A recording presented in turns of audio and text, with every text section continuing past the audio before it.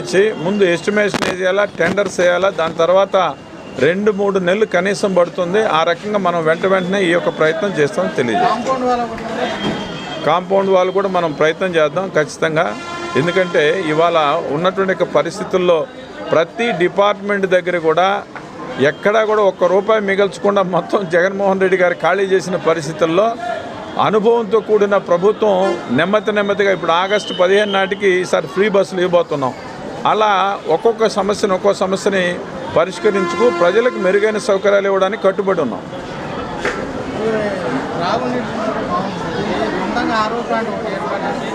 లేదా ఇక్కడ మంచినీటి వ్యవస్థ లేదు. వస్తున్నాం సార్ ఇక్కడ తాత ఎవరైనా ఉంటే కొద్దిగా ఎవరైనా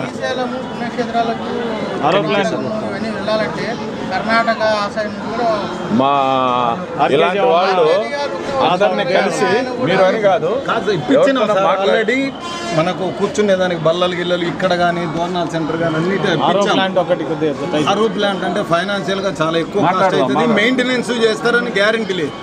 ఇప్పుడు రైల్వే స్టేషన్ 35 లక్షలు